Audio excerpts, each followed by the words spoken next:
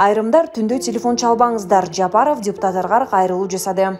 Эми айрымдар чалмай жок, калганыңыздар чала берсеңиздер болот. Чогуу иштешкенге даярмын. Бул тууралуу министрлер кабинетинин төрагасы кечээ 16 февралда жогорку кеңештин жыйынында билдирди. Алды балдарыңыздар менен иштеше баштадык. Арты менин баламдай болгон кишилер экенсиздер. Ошондуктан парламент менен күндүр түндүр иштешкенге даярмын. Мен 2010-жылдан бери телефон номеримди өзгөртө элекмин. WhatsApp мессенджеринен үн билдирүү жөнөтүп койсоңуздар, багымдаттан кийин 1 саат сиздер менен маектеше берем. Болбосо кечинде саат 11-12ден кийин байланышсаңыздар болот. Эми айрымдар чалмай жок. Калганыңыздар чала берсеңиздер болот. Чогуу иштешкенге даярмын, деди Жапаров. Ошондой эле депутаттарга тандалма мамиле жасабай турганын, алар менен 30 жылдан бери чогуу иштешип келе жатканын белгиледи. Ал эми Жапаров 2022-жылга бекитилген консолидацияланган бюджеттин көлөмү 400 миллиард сом экенин эскертти. Эгер аны 365 күнгө бөлсө, күнүнө 1,1 миллиард. 10 саат иштесе, саатына 110 миллион сомдон табышы керектигин айтып, ошондуктан кайсы бир себептер менен депутаттар чакырган убакта жүгүрүп келбей калса капа болбоого чакырды. Булак Назар News Чекиторг. Сабырбек Жумабековго 40 мамлекеттен чакыруу келди. Сабырбек Жумабековго 40 мамлекеттен чакыруу келди. Бул тууралуу дарыгер Жумабековдун тарапташтары социалдык тармактарга жазууда.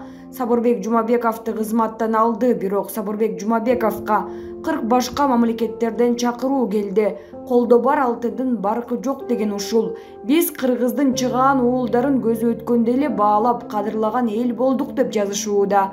Эске салсак, февралдын башында Саламаттыкты сактоо министрлиги травматология жана ортопедия илим изилдөө борборун шаардык клиникалык тез жардам ооруканасы кылып кайра түзүлөөрүн билдирген. Анын алкагында Саламаттыкты сактоо министри Бейшеналиев борбордун жетекчиси Сабырбек Жумабековду иштен алып, ордуна директордун милдетин аткаруучу кылып Гулия Кожокматованы дайындаган. Бирок кийинчерээк министрлик буйрукка өзгөртүү киргизип, оорукананы директордун ордуна башка дарыгер башкарат деген чечим чыгарган. Ага чейин башкы дарыгер болуп Дамир Дүйшөнов дайындалган. Бирок министрлик травматология борбору ооруканага айланганга чейин мекеменин жетекчиси директор деп аталып турарын белгиледи. 14 февралда Памир Муратов Бишкек шаардык травматология жана ортопедия илим изилдөө борборунун директорунун убактылуу милдетин аткаруучу болуп дайындалды. Булак Назар News Чекиткейжи. Тажикстандын түндүгүндө 39 кыргызстандык чек арадан мыйзамсыз өткөн үчүн соттолгон. 2021-жылы Тажикстандын Согди облусунда чек арадан мыйзамсыз өтүү учурунда Кыргызстандын 39 жараны кармалган. Бул тууралуу 15 февралда облустук соттун төрагасы Бактиер Окилзода билдирди.